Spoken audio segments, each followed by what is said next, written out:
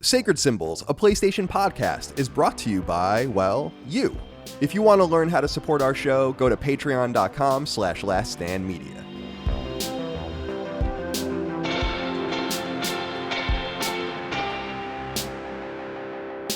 Greetings and salutations. Welcome back to Sacred Symbols, a PlayStation podcast. This is episode, I have no idea. I can't figure it out. I'm simply not smart enough to figure out what episode number this is, and I'll tell you why in a second. My name is Colin Moriarty. I'm joined as always by my son, Chris Reagan. Chris, how are you today, my friend? I'm doing well, just got back from the gym kind of early.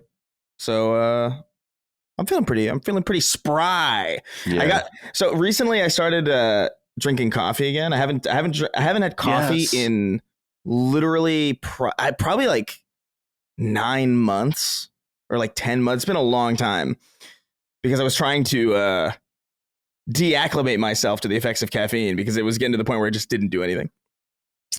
And I had a cup of coffee this morning and I'm feeling wired. It's crazy. Nice. It's insane. I forgot what exciting. This does. I have never been a coffee guy. I like it fine. I think it's fine. I like espresso and Irish coffee, especially Espresso's when I go to a restaurant. Sometimes I'll order an espresso. Sometimes I'll order an Irish coffee after dinner or whatever. But generally speaking, because my dad's obsessed with coffee. I think my sister Allie's really into coffee. My best friend Ramon's like a huge coffee snob. And I kind of, it's similar to red wine, where I think red wine is gross, straight up. Like I really hate it. That's a me thing. And that's the point, is that I know that like I see people drinking it and they're smelling it and they're going to the vineyards, and I'm sitting there drinking like white wine because I'm a little girl. And I wish that I understood it. So coffee is a very similar thing. Yeah. Where I'm like, I kind of wish I understood why you're so obsessed with it. Yeah. But I can't relate to that. I just know it's full of caffeine and it makes me feel good. It's I don't know. I don't like red wine either, to be honest with you. I'm more of a white wine person. If I was to have wine at all, which to be honest, I don't know, alcohol in general, I don't really care for too much. Yeah, I don't drink too much these days. I drank so much. I was bourbon soaked in my IGN days, man. I'll tell you what, just like many writers, I guess. Dustin Furman, executive producer. Good to see you today, my friend. How are you doing? I'm great. I just want to add that I feel like coffee is probably my favorite drink overall. Like I think it's the purest form of water that you can have, water is just pre-coffee and it's fantastic. It's actually it's somewhat of a side hobby to me, adjacent to video. Not that it takes up as much of my time as video games, but I'm very into the different regions of growing, how it's grown, the different ways of brewing. There's a YouTuber I really like, James Hoffman, who has like all these awesome videos about like nerdy coffee stuff. So, Chris, I'm glad to hear you're back to the world of coffee. I hope you're getting some, dude, in Los Angeles, you have plenty of great options for good roasters and stuff like that. So you better not be drinking grocery store stuff. No, Jesus. Okay, good. He's drinking Dunkin' Donuts. Yeah. Whenever you say Dunkin' Donuts coffee around my dad, he flips out because he hates it. What does he like then? Does he like he likes Starbucks. Oh, I feel the opposite. The exact but what's opposite. funny is that my dad had to, I don't know, you guys are young, so I don't know if you remember this. So my dad is a New York City firefighter, as I think the listeners know. He's retired now. And on 9/11, there was a Starbucks near the Twin Towers that was trying to charge for bottled water to firemen or whatever. And it was just this like throwaway kind of story that happened. And they apologized. They didn't really know what to do. They were like, because firemen were basically coming in and just like taking everything, right? Like for people. And my dad wouldn't drink at Starbucks for many years after that. And then he finally, like, that broke even my FDNY dad down. He's like, I got to get the Starbucks. Yeah. Like, Jesus Christ, Dad. People love Starbucks. I mean, it just really depends if you want dark roast or light roast, what type of person you are. A lot of, the boomer crowd, they're into the dark roast, but it's not for me. Yeah, I don't know anything about it. I really don't. Well, my best friend Ramon, he has almost like what looks like a chemistry set when he makes coffee. Like seriously, it's insane. Is it a pour over or is it exactly. That's exactly what it is. A pour, and he's got like the glass stems and like these measuring. I'm like, what? I feel like I was in chemistry lab in 11th grade again. It's like he's cooking crystal meth. Right. Exactly. Crazy. I'm trying to remember for that. There's a coffee method that you have like an actual burner and like a bulb. And so when the water goes up through a tube, and then it's a whole thing. It's a whole chemistry thing that seems very cool. I don't have one, but I'd like one. But the pour over, that's how Holly and I make coffee pretty much every day. Pour over. Yeah, it's interesting. I mean, to each his own.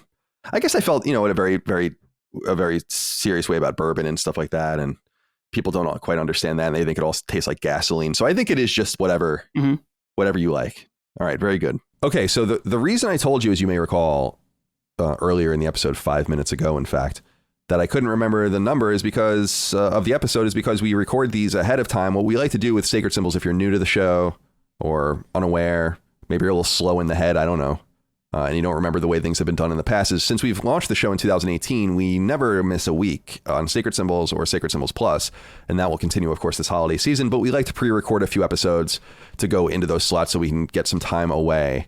And so what we do every year is we do a few of these episodes where it's like most anticipated games in the next year, your biggest moments of the previous year, and so on and so forth. We'll come back in 2023 and do Game of the Year as we do each year.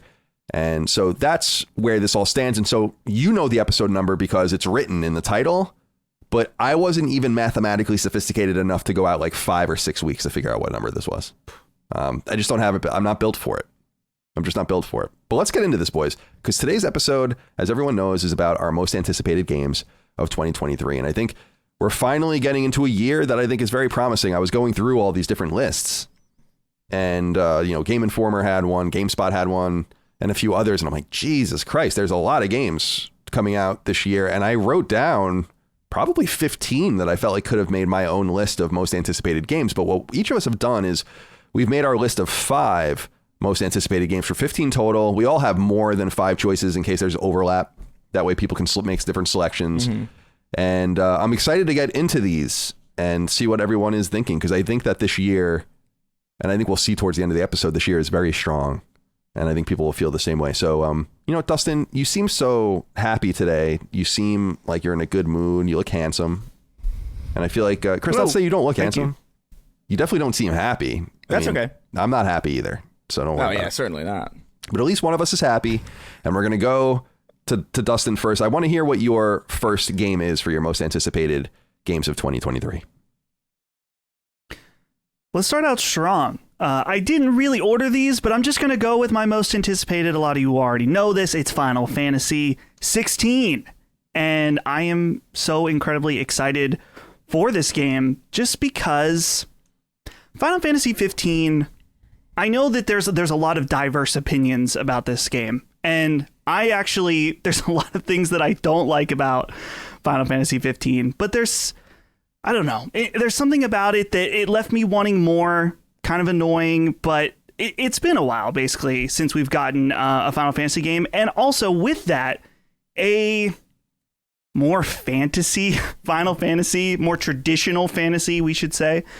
And everything we've seen on this game looks so incredibly promising, whether it's the graphics, the storyline, which I feel like I don't know a lot about, but like I said, going back to that traditional fantasy kind of has a bit of a every time I see a trailer, it feels kind of like a Game of Thrones type vibe, kind of a more mature story, maybe in some ways for Final Fantasy 16. And then I also feel like the combat of this game looks really good. And it's another contentious topic around this game, just because they are continuing in a more action line as opposed to a turn-based game. But I'm okay with that. In fact, the past few years have really shown me that I've become more and more of a fan of action RPGs. Overall, I actually think I like them better than turn-based, which I like both a whole lot. So the reality is that turn-based games, in order to get this kind of budget, it just makes sense that they're going to go with something that's a little more broad appeal.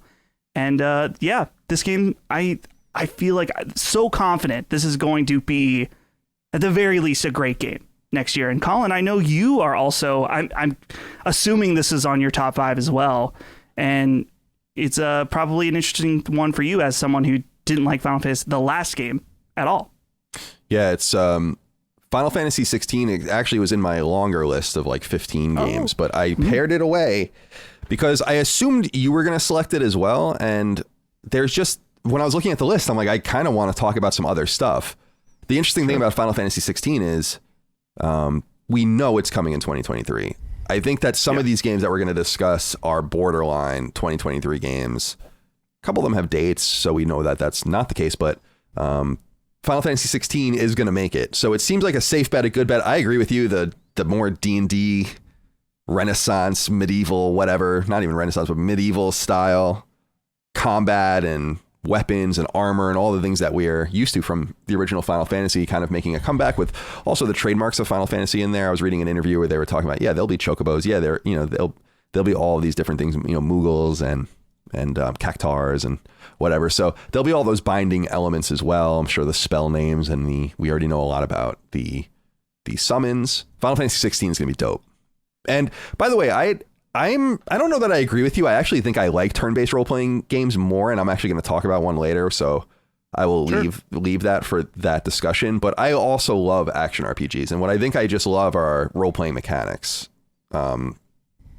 management of power, weapons and equipment, skills, upgrade trees, experience points, shit like that. I like that stuff, and that's fun in Madden, and that's fun in Final Fantasy 16. And you're right about there not being a Final Fantasy game for a while. Final Fantasy 15 is going to be 8 years old by the time this game comes out, which is absolutely incredible. So However, elderly. Yeah, elderly. And, but we will be more recent with Final Fantasy 7 Remake and Rebirth and Crisis Core Remake and all of the rest. So hopefully people they're paving a nice route for this game to do well, and I imagine this game's gonna be huge. So we'll see what happens. I'm kind of on disconnect now from it. I don't really want to see or read anything else, and so I think we're gonna see that game in the summer. Good choice, Final Fantasy 16. Chris Raygun, let's go to you for your first game.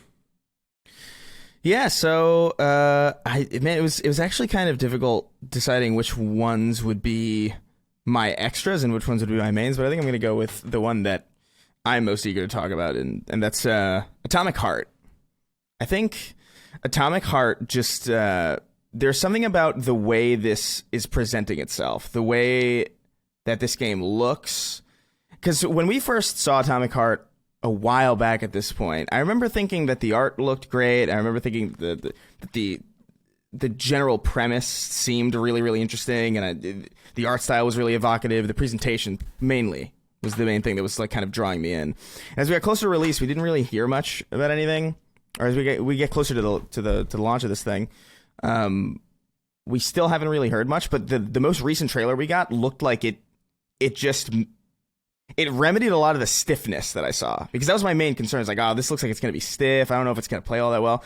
It looks like it plays really, really well, and it's got this like fantastic, like Russian weird like Fallout meets BioShock kind of air about it.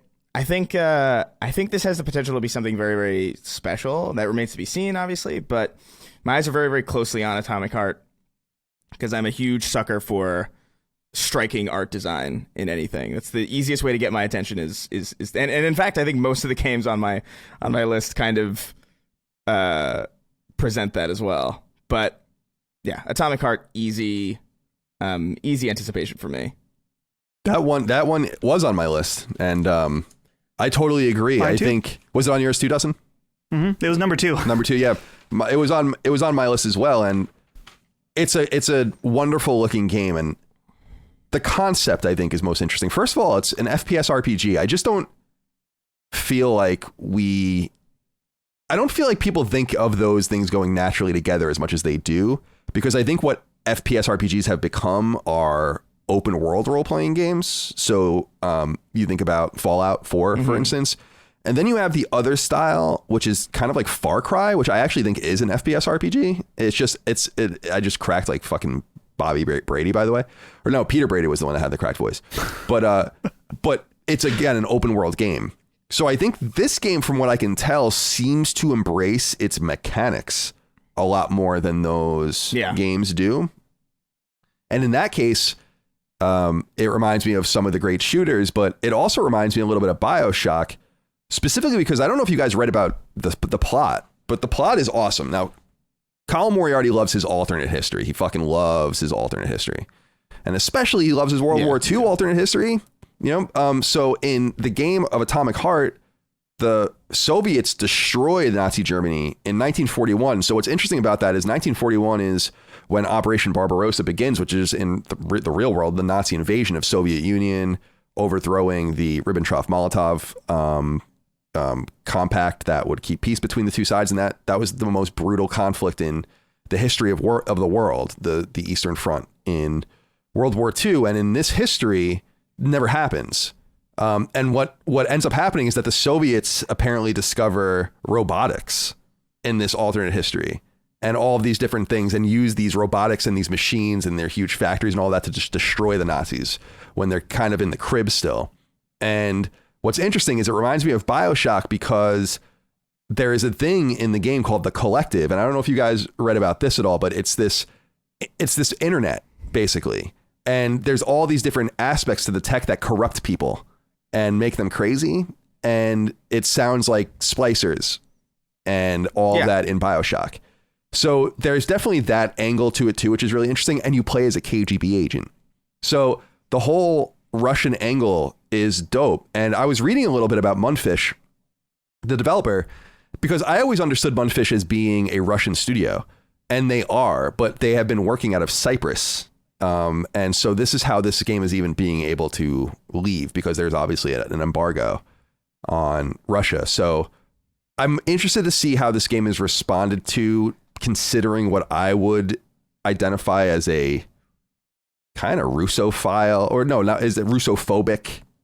Not only with the Russian-Ukraine thing, I understand everyone being upset about that and the Russians being the aggressors and the bad guys. I totally get that. But just going back to the mid-2010s, that the Russians are doing this, they're doing that, they're doing this, they're doing that. I just wonder if that's going to put off people from playing this game, or if they will see it for what I see it as, which is a really compelling piece of Soviet alternate history that I think is going to be really, really good. So I'm stoked about it too. Dustin, you have anything to add?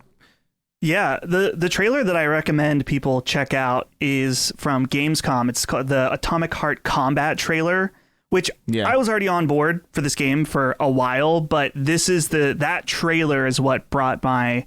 I can actually say I feel like I'm hyped for this game, and I haven't been hyped, I feel like, for a lot of stuff recently, but something about this game, if there was some kind of like Kojima level secrecy going on, and eventually you found out that Atomic Heart was BioShock 4, I could believe it. This game looks like it could be a sequel to a BioShock game, between using plasmids, whatever they're called in the game, like you're using your left hand for kind of like a more power-based ability and your right hand for a gun.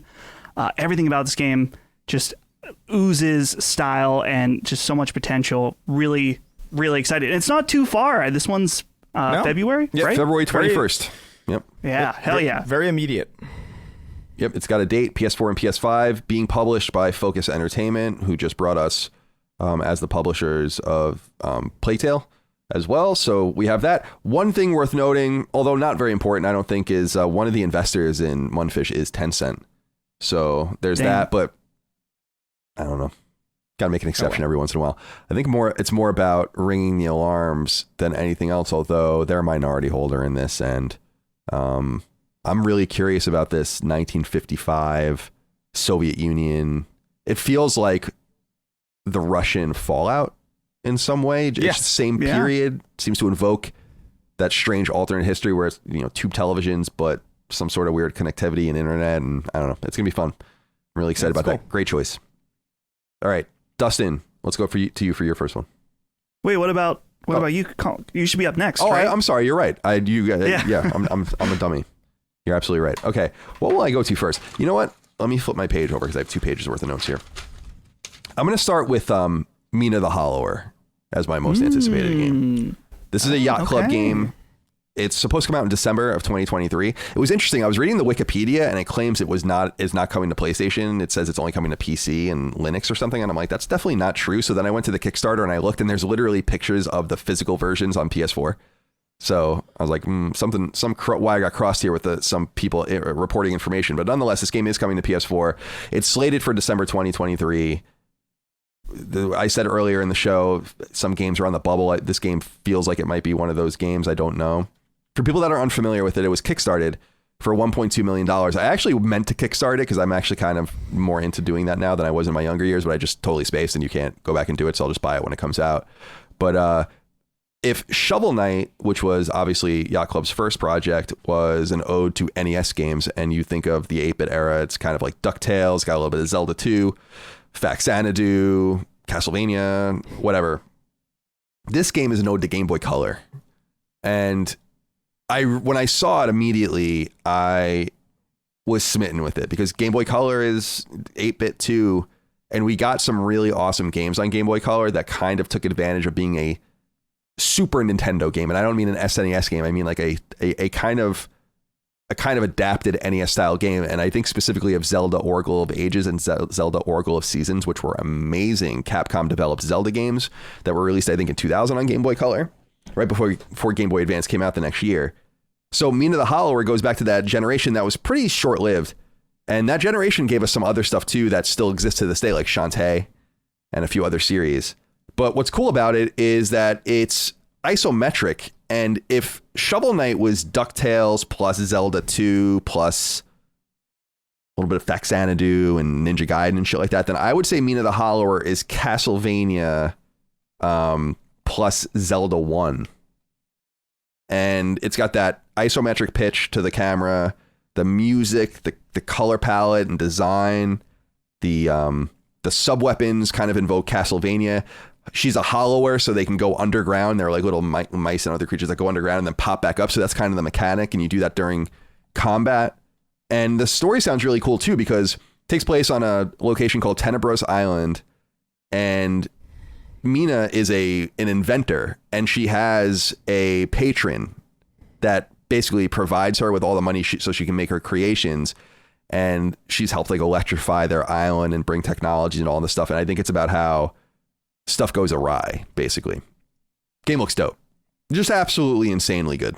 And for those that have that old school spirit like I do, I feel like Mina the Hollower is an absolute godsend. And it runs, yes, at 60 frames a second, in case you're curious. Ooh. So, yeah, Kickstarted for $1.2 million. Yacht Club, December 2023. It'll be on PS4 and other platforms as well. Think Oracle of Ages and Oracle of Seasons meets Castlevania. Yeah, that's Colin. That's Colin territory right there. Anyone else interested in this? Yeah, that's definitely. I feel like anything, if Yacht Club has earned their reputation at this point, if they release a game or they do a new Shovel Knight thing or if they publish a game, it's at the very least worth checking out because everything they've done so far has been really, really excellent.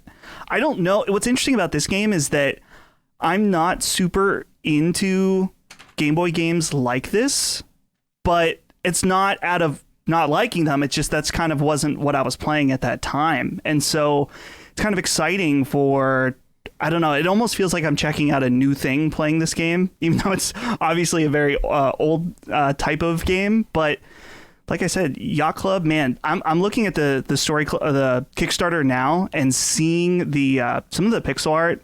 It's and Colin, as you say, it's a lost art at this point. Not totally lost, but it's becoming less and less common to find truly excellent pixel art, and this game definitely has it. It's gorgeous. I did an appearance recently on an Xbox podcast to talk about Lilymo, specifically the developer I co-own, and we do 2D games, pixel art games too, and I went real deep into our philosophy behind that. And these guys, Yacht Club, Way Forward, and Innie Creates, I think are the holy trinity of, I can't even believe how good this looks, pixel art. And yeah, this is and especially containing yourself to rule sets like Game Boy Color style rule sets, palettes.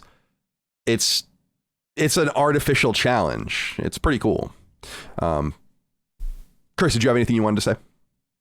Yeah, I think I'm looking at some gameplay now, and it definitely is. It definitely looks like a Colin game. But what I like, this mechanic of burrowing underground. It reminds me of like, 'cause that was a mechanic that I really, really liked in this ancient PS1 game.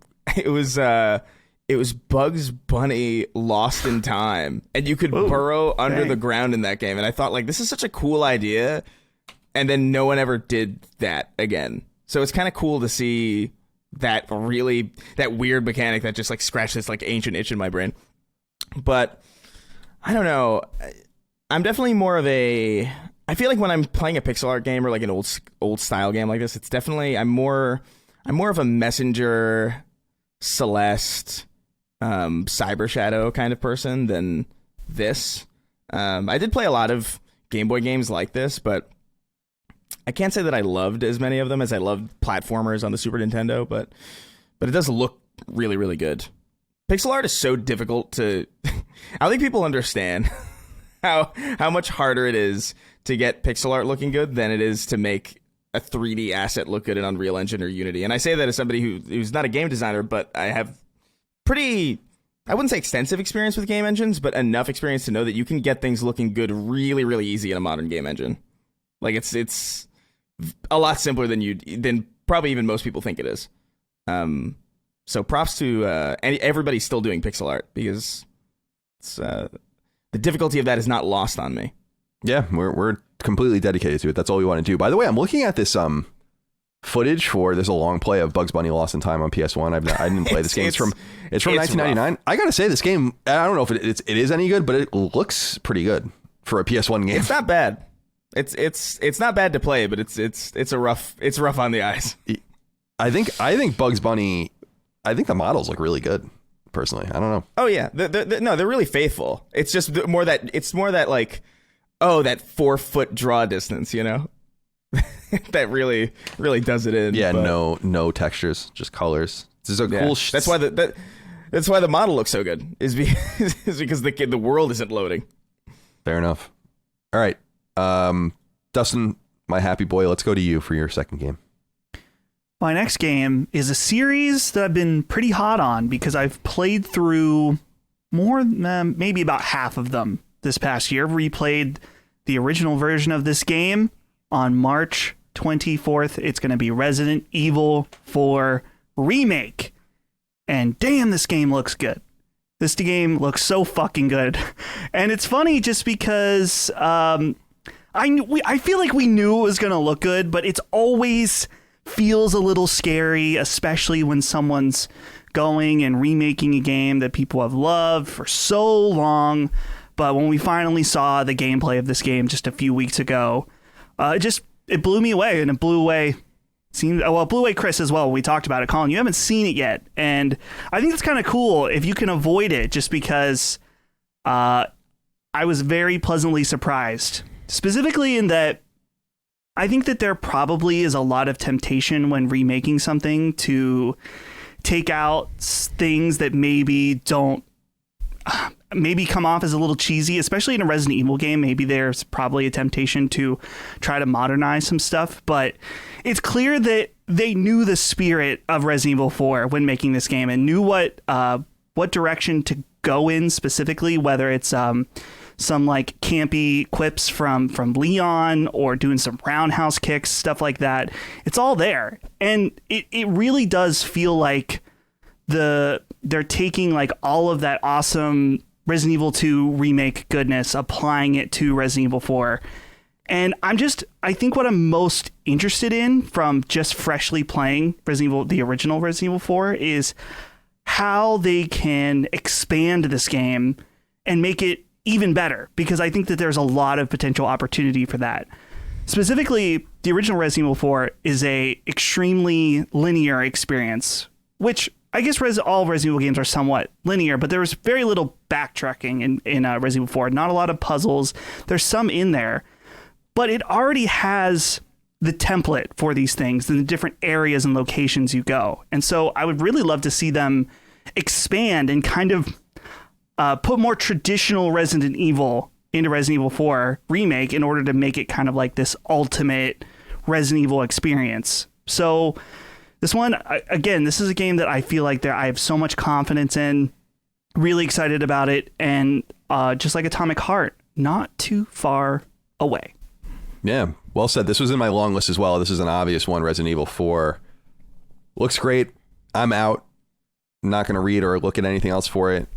I mean, I don't know how much of a spoiler it would be since I'm intimately familiar with the original game on GameCube, but really excited to play it. And as I've said, and I know it's a beaten horse, a thoroughly beaten horse, is I just find that game unplayable today. The rules of 3D movement have broken me. It's like going back to Metal Gear Solid 3 and how difficult that was for me. I did it, but I didn't want to. And it's nice that no longer is the Wii version of Resident Evil 4 the best one to play. It'll be this new version here as well.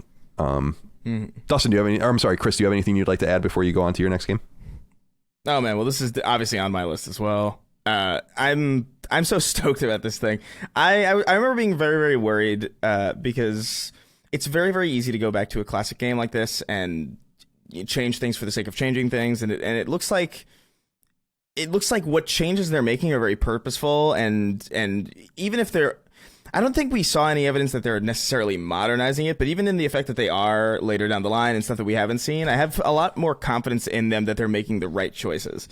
Because initially, like, I was just worried that, like, oh, maybe because Resident Evil 2 remake was so good, maybe they'll try and make it a little bit more grounded. They'll try and like tone down the absurdity of it, and no, that's not what they're doing. In fact, they've added absurdity to it, which is exactly the right attitude. I have so much faith in Capcom these days.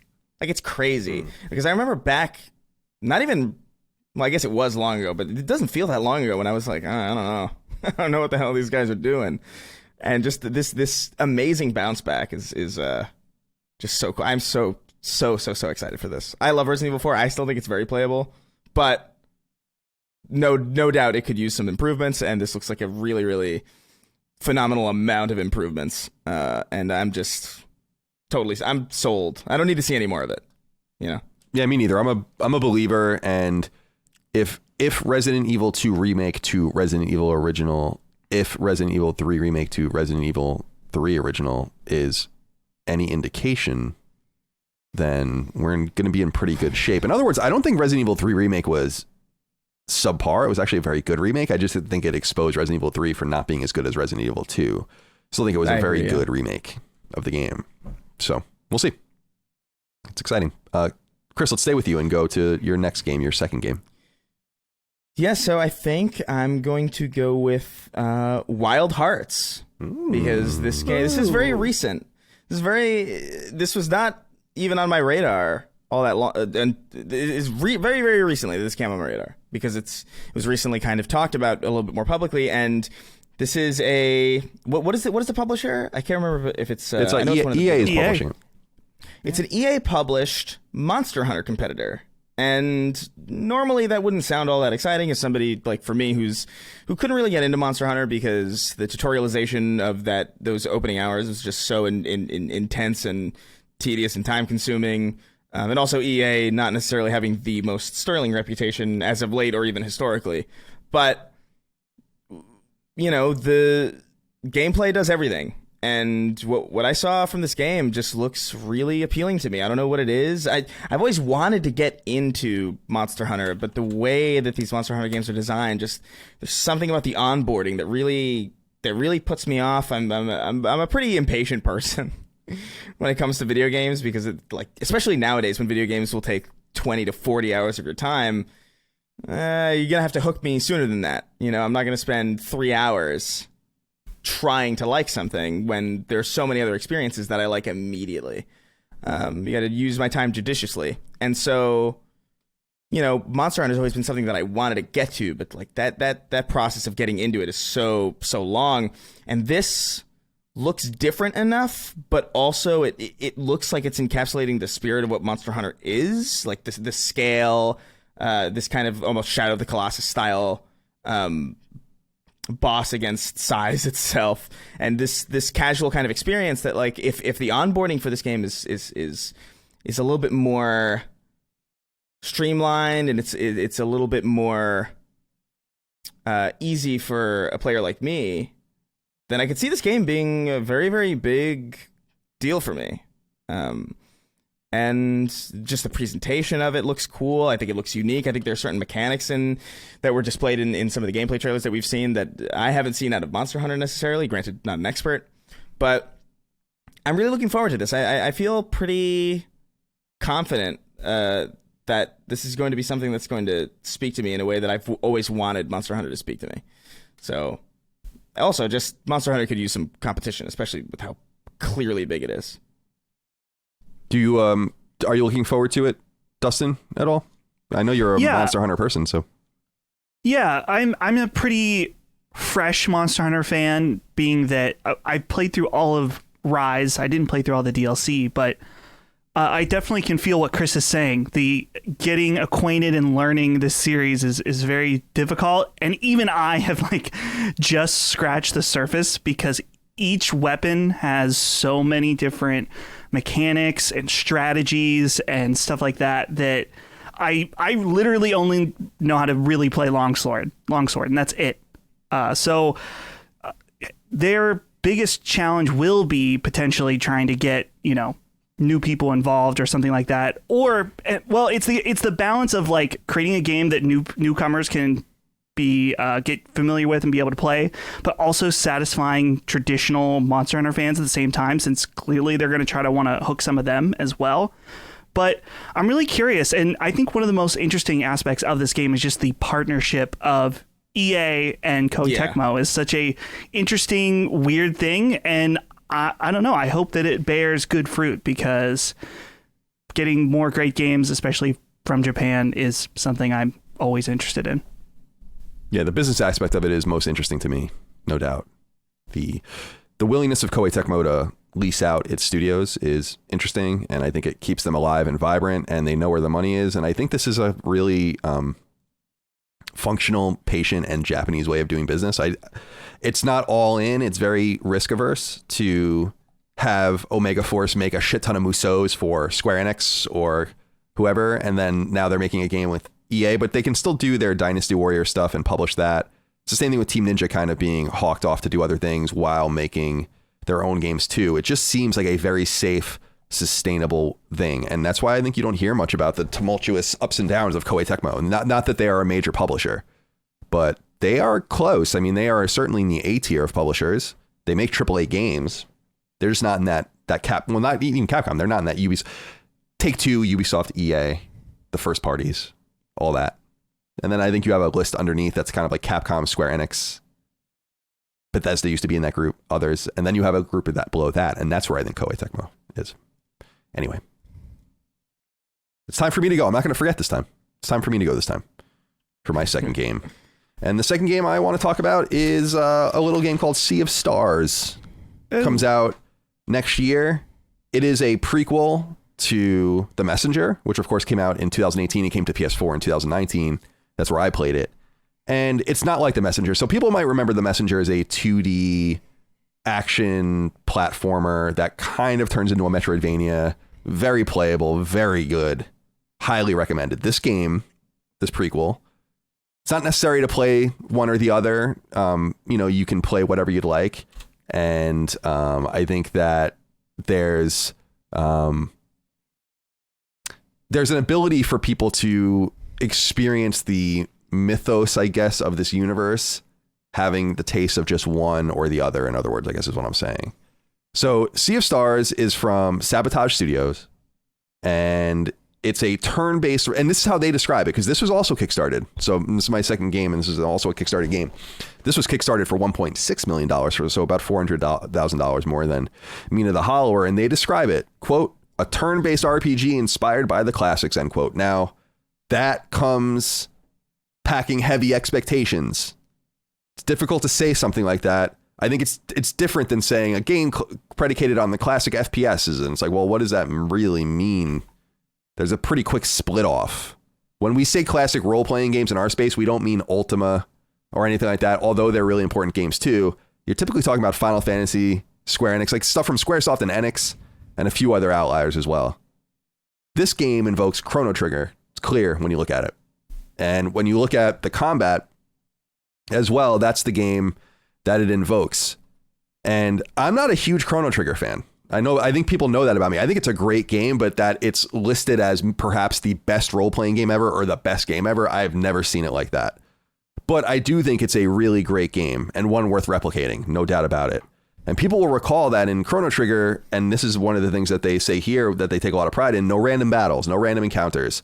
Instead, you run into the enemies on the screen, which is a thing that becomes common later in games like Tales and others.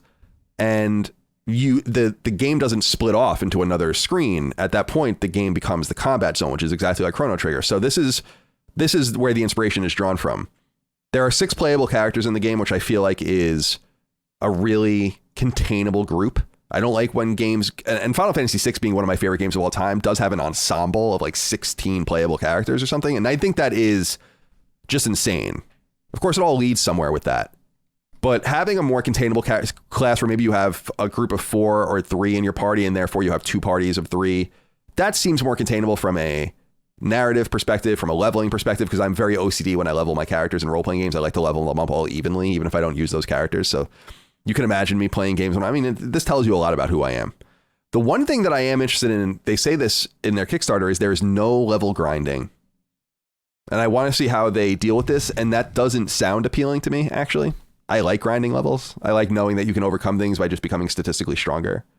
But I'm excited about this game, Sea of Stars. I think this game looks dope.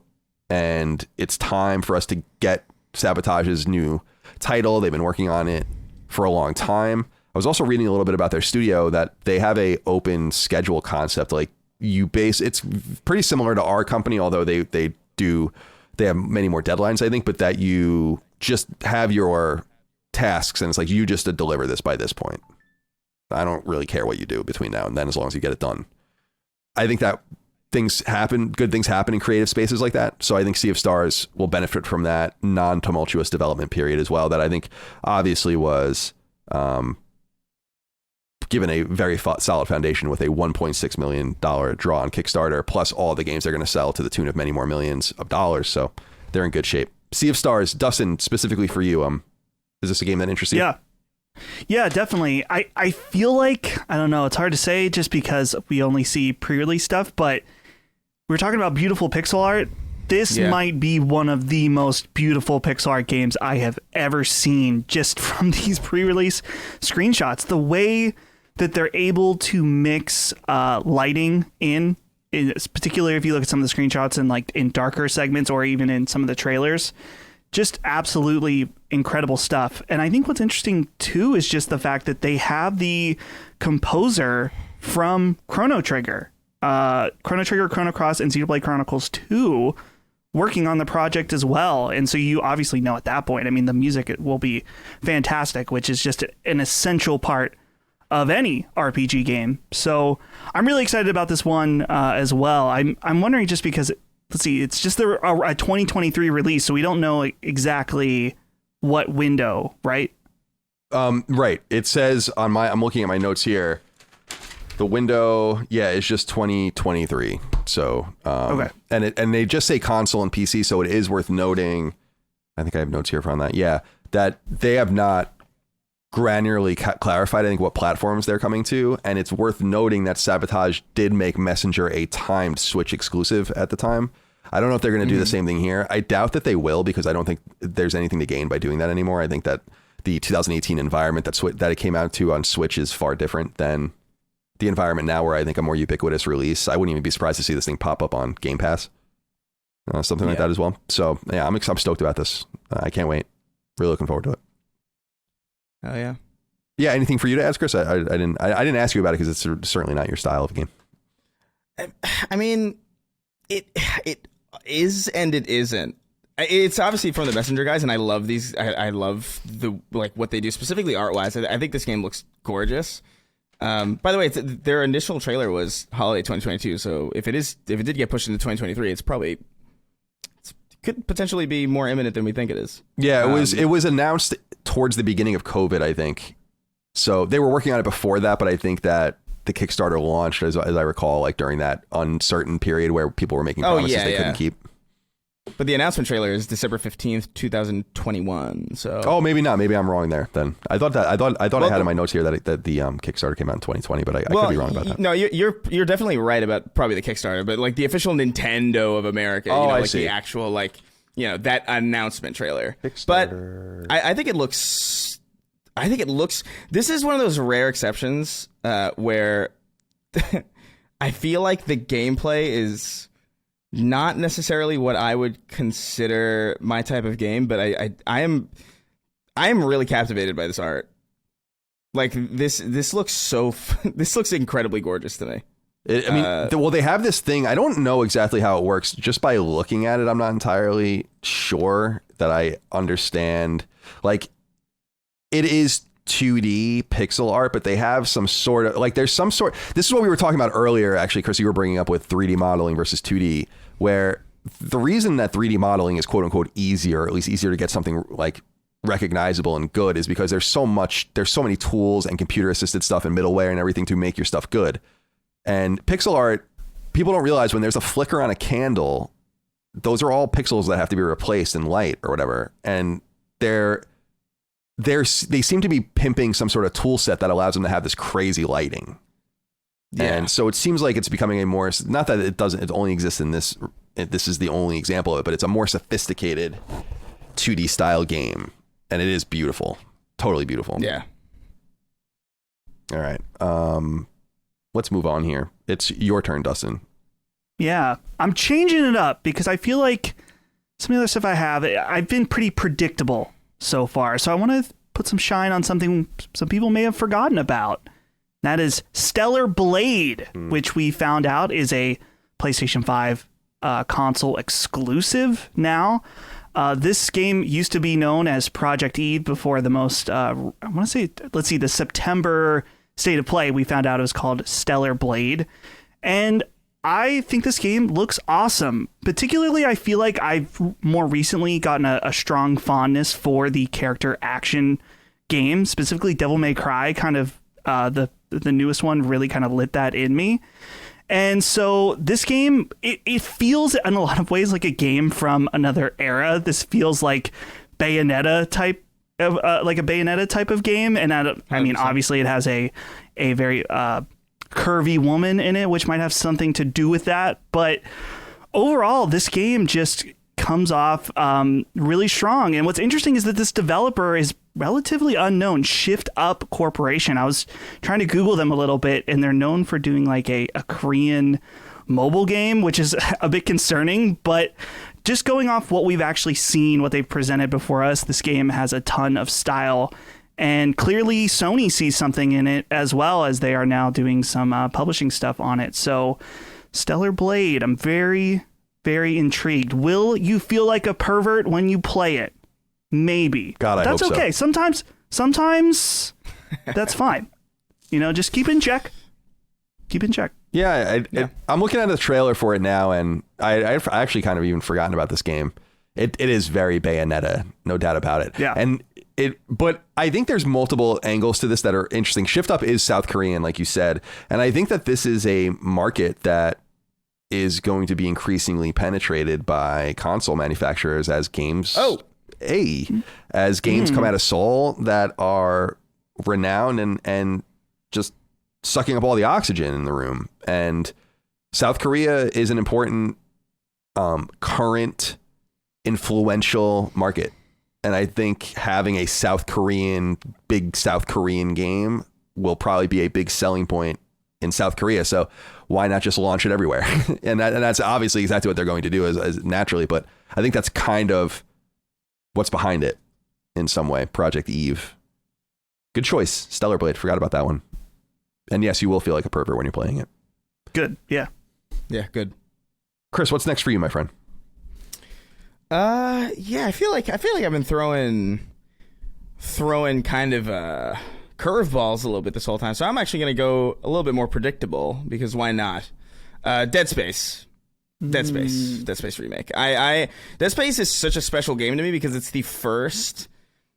Dead Space is from what I can recall the first horror game that I actually completed front to back, when I finally got the stones to just be like, all right, I'm gonna play through all of Dead Space, even though it freaks me out a little bit, and I'm gonna get to the end and I'm gonna see it through. And I'm so glad I did, because I think for a long time, Dead Space and Resident Evil 4 were up there for me as the two best survival horror games. And I think Dead Space easily outclasses, as far as pure survival horror goes, definitely way better than Resident Evil 4. Resident Evil 4 is a really fun action romp, but it's going to be so interesting to see Dead Space and Resident Evil 4 Remake kind of come out around the same time as each other and actually be compared on a more equal playing field than they otherwise would have been. Because obviously, otherwise, those games are an entire generation apart, at least they're in their base forms. So, you know, I know what to expect from Dead Space Remake already. It's not necessarily that I was like, ooh, I wonder what kind of cool tricks they're going to pull out of their ass with this one. I love Dead Space. For everything from the UI design being like diegetic to the world, and like your health being displayed on your spine, and your ammo counter being a hologram, and the ability to like switch the direction of your gun, and dismemberment being like a huge part of it, and even just the little cheeky things the game does with like the first letter of every mission being this code. It was like That's a lot right. of fun. Forgot about that. It's such a great experience, and I'm really excited to see what this game's going to play and look like on modern hardware. Although I imagine, to be honest with you, I imagine it's not going to feel all that different, because the original Dead Space holds up pretty well visually speaking. Obviously, resolution is a lot lower, and you know, frame rate and all that, but the art design of the game is already tip top. So to imagine what they can do if they just kind of translate that old art design into modern lighting, high frame rates, higher resolutions, you know, fewer loading screens or more seamless transitions between them. I think this is going to be a really special thing if they can nail it. And from the few things that I've seen already, I'm pretty convinced that it's going to be I'm pretty sure that's going to deliver something really cool, especially if people haven't played Dead Space before. It's easily something I'm really excited to see the reaction to it from people who I know for certain have not experienced the original Dead Space, because it's a really special game, and I'm looking forward to re-experiencing it. Great choice. I totally agree. I would agree that Dead Space is the strongest survival horror game ever made. And that I love Resident Evil 4 too, and I think that there are a few others as well, and there are certainly games I've not played. But yeah, Dead Space is a masterclass, and when I went back to play it on Knockback in 2020 for the first time since it came out, I was like, Jesus. And I know Dagan was, just having gone through it for the first time, was blown away by it. I with 3D audio, haptics, no loads, I can't imagine what the Ishimura is going to be like. I'm really, really excited for this as well. This and Resident Evil 4 Remake back to back is a dream. Plus Callisto Protocol as a palate cleanser before it all even begins. I think we're gonna be really in good shape as survival horror fans we're recording this in November, but between now when we're recording this and March, I think we will have experienced 3 pretty good games at that point. So nice choice. Dustin, let's go to you for your next game. If you have nothing to add about Dead Space, you're more than welcome to as well. No, I'm trying to remember the order though. Would you be next again? 1, 2, 3, 1, 2, 3. No, why am I so stupid? I don't want to go. You're focusing on the conversation. It's no biggie. Yeah. I am trying to be the moderator. I guess I forget that I'm supposed to go as well. All right. Well, I will select next Final Fantasy VII Rebirth. Now, I don't know if this game will make 2023. In fact, I'm pretty sure that it won't. I think I'm being a little fast and loose with this. It's just marked as winter, so you can see it being February 2024, maybe something like that. But I want to keep open the possibility of a 2023 release, though it is a much bigger game than Crisis Core. Crisis Core is coming out like a week before Christmas, so who the hell knows what they would do with this game and when they would want to release it. Final Fantasy 16, of course, coming out in the summer. You might not want to just have all of this Final Fantasy out there one after the other, but I don't know. I think you do, because Final Fantasy is really strong right now. Final Fantasy VII Rebirth, as we know, is coming to PS5. And we now know that the remake trilogy of Final Fantasy VII from 1997, the remakes beginning in 2020, this is a trilogy. So we're getting the middle game with Rebirth, and we don't know what the nature is of the third game yet. And I went back in research and reading about the game and what we know about it, which is not very much. But there is just this really great quote in the beginning. It's Aerith. She says, what we've done, that's set in stone. The past is forever. but the future, even if it has been written, can be changed, end quote. And this idea, and they write it on the screen, of what is fact and what is fiction. I love that Final Fantasy VII Remake seems to be playing around with clearly timelines, but specifically the nexus of when the changes occur and the representation of the changes by those ghastly whisper creatures, and how we're seeing familiar events unfold in unfamiliar ways with unfamiliar characters, which is why I think Crisis Core has become newly important. And while it's obviously a way for them to get a great PSP game off of that console or off that handheld and get it out to everyone years after it came out, it's also a way to introduce everyone to Zack and the story going back to a point that will become more relevant than it seemed in the original Final Fantasy VII arc. So what's cool about Final Fantasy VII Remake, I guess is what I'm saying, is that it really leaves the original Final Fantasy VII alone. In some way, it's pretty brilliant because it basically says that happened, but this also happened. And it's kind of a Matrix-ish, multi-dimensional situation. So seeing Cloud and Sephiroth walking together in the footage and going to what seems like the Northern Crater and all that. And also the intermission stuff, which I have not played. And I will play Final Fantasy VII Remake on PS5, probably right before the new one comes out, play through all of it again, the intermission just to catch up. And so that introduces Yuffie and all of the rest. But I just feel like at the end of the day, Final Fantasy VII deals with a very prescient, what I feel like is a prescient topic, the death of the Earth. And I just feel like we're in a time like that, not so urgently and not even melodramatically, but you have global warming and climate change. You have the threat of nuclear war and the uncertainty of mega corporations doing whatever they want, and just a lot of power structures, your Shinra-like power structures and your Soldier-like. Remember, Soldier is like a military unit of a private corporation. They're like PMCs. And that kind of stuff is happening around the world with private militaries and for hire contractors and all of that. And I just feel like Final Fantasy VII has something to say. And I'm excited. I'm looking forward to Rebirth. I just feel like Final Fantasy VII Remake made me a believer. Totally. I couldn't believe it. I still can't believe it. And it delivered. So that's got to be the next selection for me. Loath as I was to go at all, apparently. That will be my third selection. Is Final Fantasy VII Rebirth. Colin, I feel like what I'm most excited for this game is it being, at least, right, it's going to be a fully current gen only game, right? Like, I don't think they've said anything about... No, yeah, it's PS5 only. Yeah. So I really, not my biggest hope, but one of my biggest hopes is that they're able to... I want to coin a new term here because it's fresh on the mind as we're recording this in November. The Kratos squeeze. And that's when you constantly have to squeeze through small sections or crawl through something in order for the next section of the game to load. And Final Fantasy VII Remake is full of those as well. And I've been thinking about this a lot lately because there's some developers saying like, oh, well, that's kind of supposed to be like a funnel point in order to let you know you're going towards the right direction.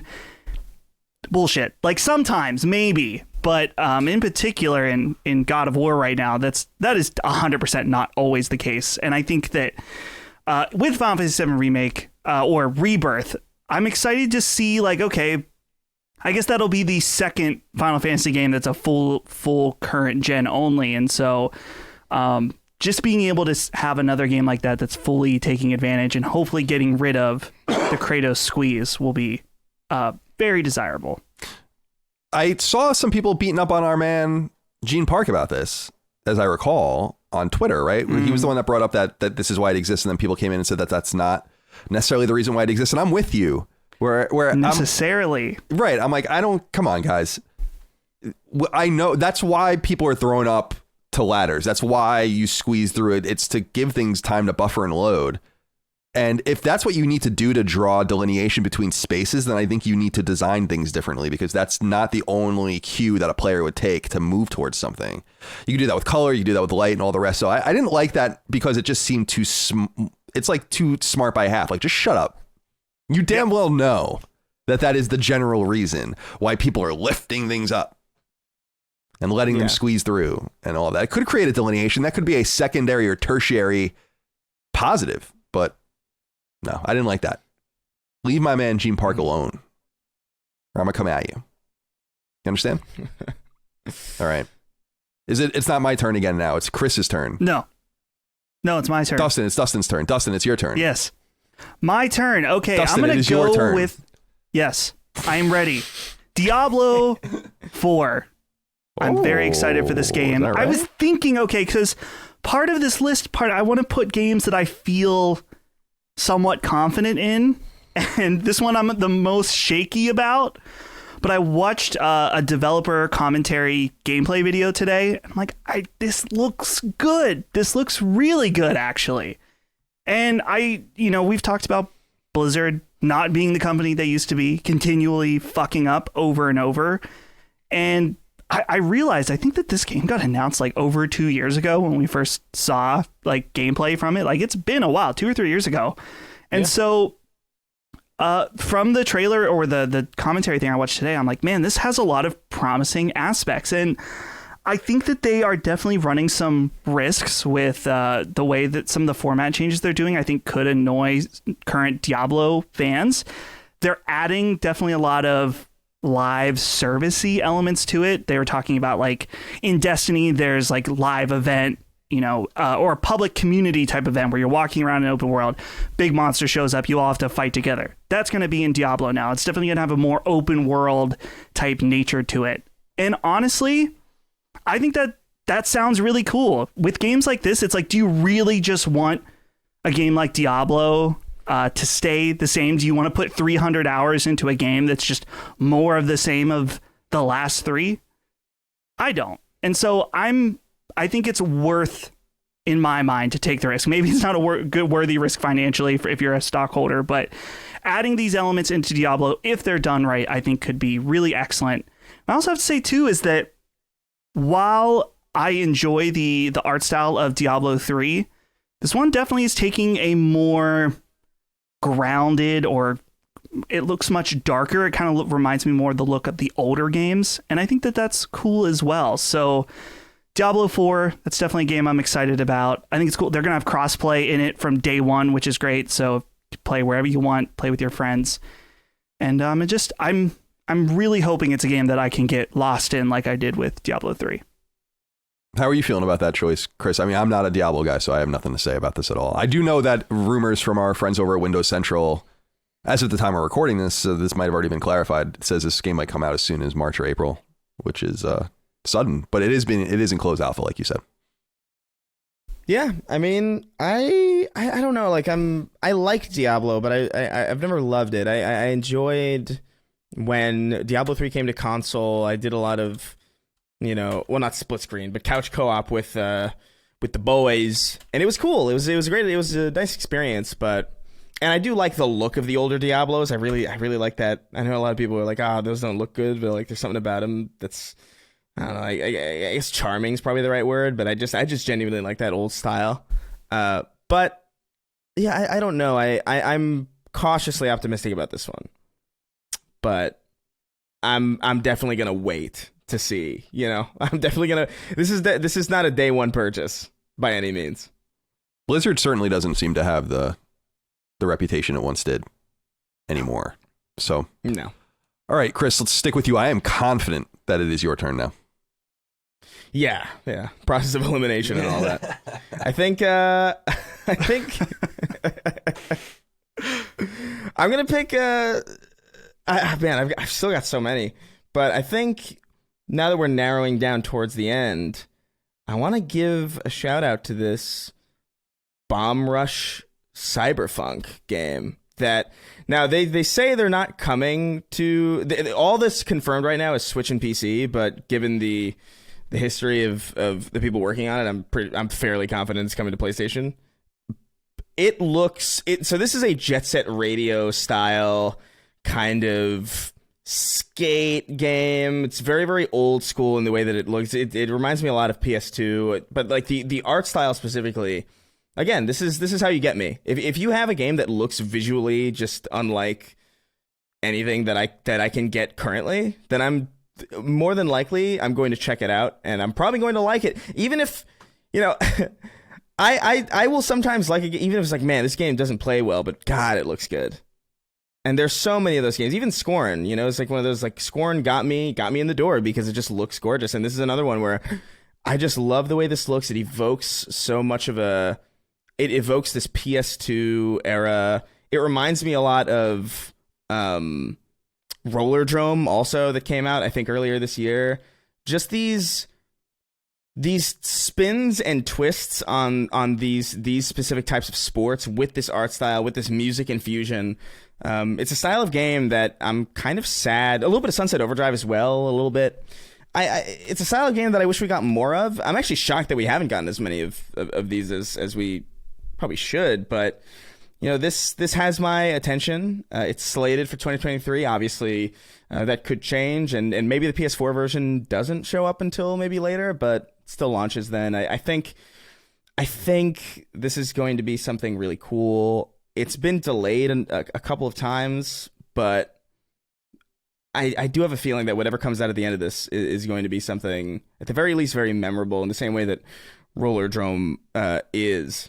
I don't speak a lot about Rollerdrome, but I really like Rollerdrome.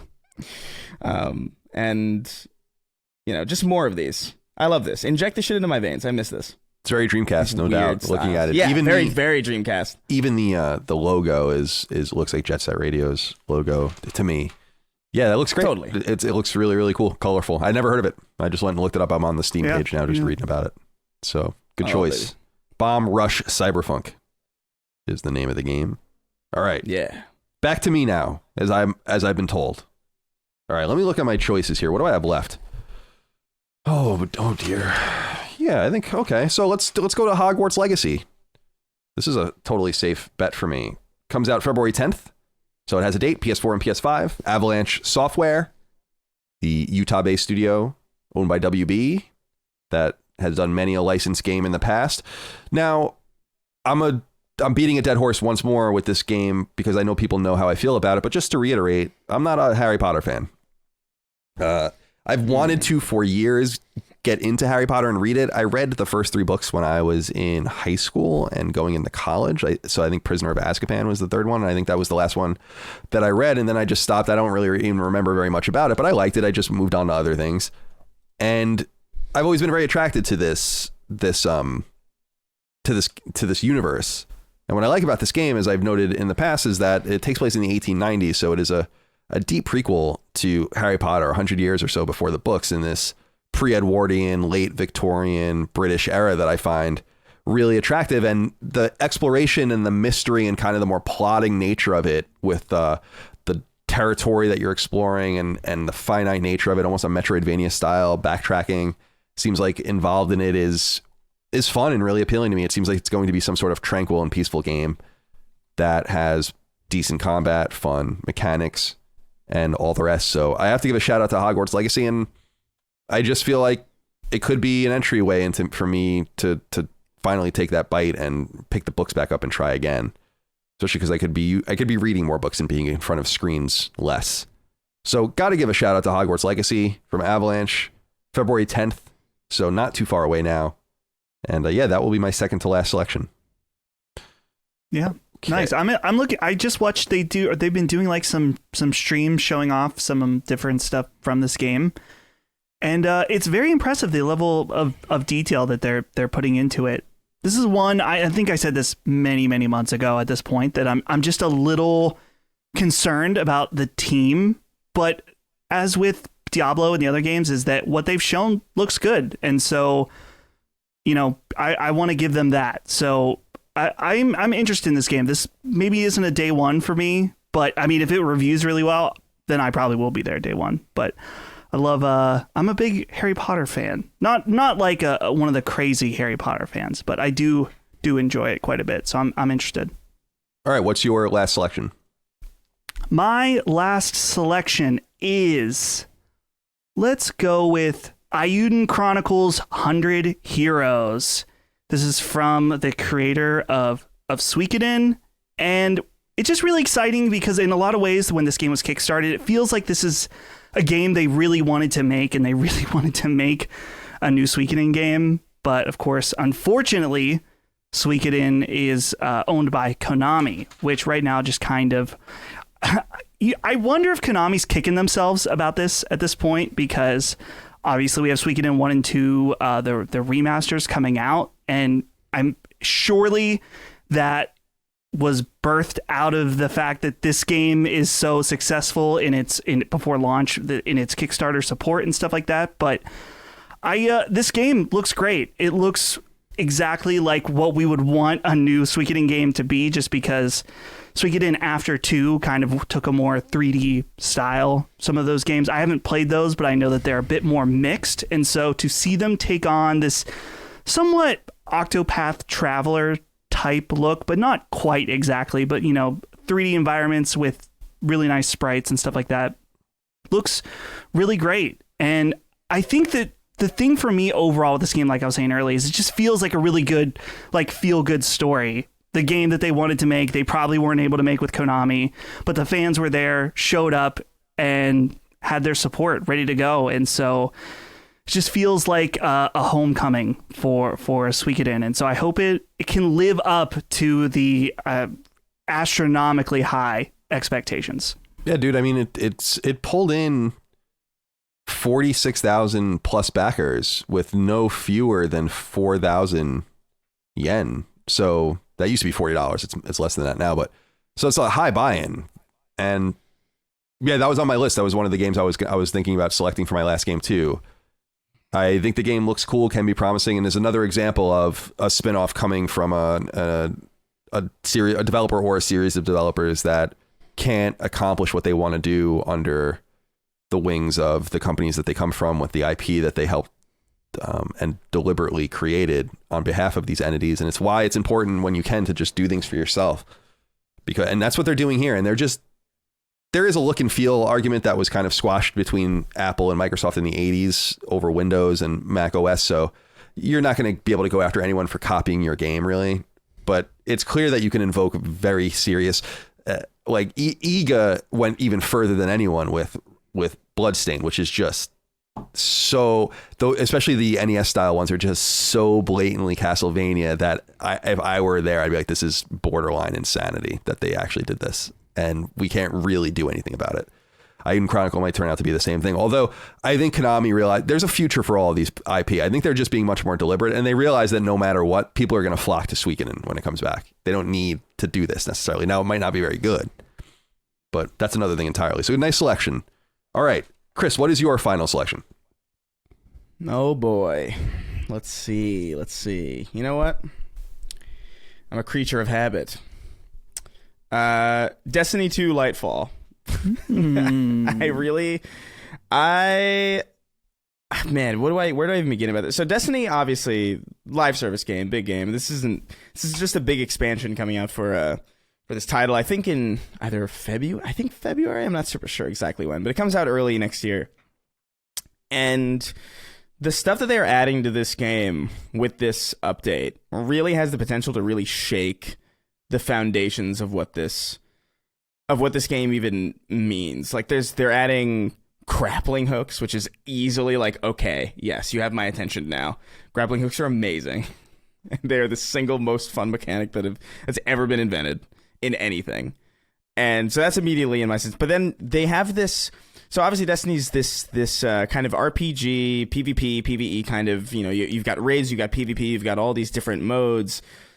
And because different weapons service different modes and different activities service different armor sets, like just navigating the menus has always been kind of the bane of a lot of players' existence. And they've added this preset loadout system, apparently, with this update that allows you to kind of set armor and weapons aside for, like, this is a raid set, and you can just select it and it'll equip all that automatically. You don't have to go in and select everything by hand again. This is my PvP loadout. This is my competitive loadout. This is my, my casual, maybe I'm just roaming around doing nothing, kind of hanging out with people loadout. And that in addition with in-game LFG, which has been a huge asking point from Destiny for a very, very long time, opens up some of the higher end activities to a lot more people who have not yet. There's a lot of people who play Destiny who have not played a single raid. I can't believe that, because it is the best part of that game without a doubt. I understand not being able to do it every week, because that's insane. Getting 5 other people, especially as an adult, with that amount of time to set aside. But you got to do it at least once, man, because it is genuinely, especially that OG Vault of Glass, which is in Destiny 2 again. It's just some of the most rewarding shit in video games. It really is up there. Top 5 kind of overall video game experiences. Finishing a raid in Destiny is so satisfying. And just all of these systems just seem to make it, and just with the traversal system, with this grappling hook being added into like now every single multiplayer map, that changes the flow of everything. That has the potential to make old maps new again, with like new routes and new strategies. And I'm really excited for this, because I really do feel like it's going to be a massive refresh in a very smart way. It's not like, oh, we're going to take content out of the game and like, or we're going to add a new like multiplayer map or something. It's like, no, let's add something into the base foundation of the game that transforms everything that's already there to the point where it no longer feels like the same thing, but it still feels appropriate in the world. And I think, I don't know, I have a lot of faith in Bungie lately, even though as of right now, Destiny is kind of in a weird spot. The new season's kind of like, but at the same time, that's always usually the case before the big, before the season before the expansion is always kind of generally historically the weakest, because I assume a lot of the manpower is going into making this expansion as good as it can be. And you know, so I've softened on Destiny lately. I've put in less time into it. Obviously there's a lot of other things to play. There's God of War, Plague Tale that I just finished recently, and plenty other things in the coming weeks as well. But I am itching to get back into Destiny, and this looks like it's going to be cool. Also, again, art style, just like a lot of this. Like pretty much everything that I'm really, really excited about is something that is visually striking in some way. And that new Strand subclass looks dope. And that's it. Yeah, I was just looking up the release date, February 28th. Yeah. So pretty busy soon. month. God damn. Coming pretty quick. Right after our live show in Texas. So you get to come home and settle on in. All right, my final selection is a bit of a surprise, but I had this written on my long list, and I'm going to go with it, which is Avatar Frontiers of Pandora. This is a Ubisoft published game from Massive. Now, Massive is a Ubisoft studio, one of the rare Ubisoft studios that has a name like Red Storm and not just Ubisoft fart name, you know, because it's in some random city, which is boring. And I can't believe you just don't name your studio something, give them a little bit of vim and vigor. You know what I mean? But Avatar Frontiers of Pandora is about a franchise that I don't care about. Never seen Avatar. And this is kind of the, I guess, Hogwarts Legacy thing, although not as severe. This makes me somewhat interested in Avatar, and I know that the second movie of whatever 17 movies they're making now comes out around the time this publishes, actually. So that'll be pretty interesting, and maybe that movie will end up being good. It's been expensive and in development for a really long time. But I like Massive a lot, and I feel like they came on the scene pretty hardcore with The Division, I think, in 2016, and I love The Division, and The Division 2 in 2019 I thought was also excellent. And I think that something serious has to be happening for them to walk away from The Division. Not that it's really up to them, but for a studio like Red Storm to kind of move in and say, we'll take The Division from here. They're obviously going to continue to support Division 2 at Massive in some way, but to say like we're going to kind of veer in this other direction now and take care of this license game, I think is an interesting movement of assets and indicates that the game is probably going to be pretty damn good. Now, according to Ubisoft's financials, it may slip into 2024 because it's a fiscal year thing. But I feel like this game has to kind of come out soon because of the movies starting to roll out. And I know that they're supposed to be in tandem with each other. And in fact, I think the game was supposed to be out already, as we might recall. It was supposed to come out this past summer. But sight unseen, running on Snowdrop, a proprietary engine, who knows what's going to happen. But I just love Massive. I just think they're awesome. So if they can make another awesome game, I'm not saying they're going to make a fucking shooter like The Division. It's clearly not that, but I believe in them. So this is my final kind of wildcard selection is Avatar Frontiers of Pandora, which again, might not even make it, but it is, by the way, a current gen only game too. So PlayStation 5, we don't have to worry about it running on PS4, which is excellent. So that's my selection. I don't know if either of you guys care about it. I'm surprised there's no gameplay out for this at all. Yeah. No, there isn't. Like, there's only one trailer from a year ago, so it sounds like it's probably time for them to start talking about this game. Maybe by the time the listeners are hearing this, there was something at the Game Awards or something like that. But well, here's the thing.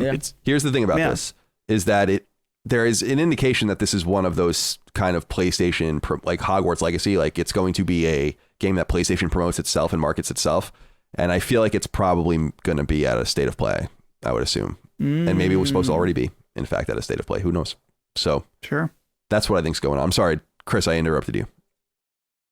Oh no, I just I was gonna say the exact same thing. Where I was gonna, it's strange that there is no gameplay, because I was actually, when I was looking through games to put on this list, I was like, oh, Rise of the Ronin looks cool. Like that was one that like really stuck out to me. And I was like, oh, that's 2024, but it felt closer because I feel like the gameplay that they showcased felt a lot more complete and a lot more close to being like out than something that would otherwise be that far away. Like I would expect more of something like a cinematic teaser of some kind. And for Avatar, since we haven't seen gameplay yet, that has been, it's like I forgot that game was even coming out next year.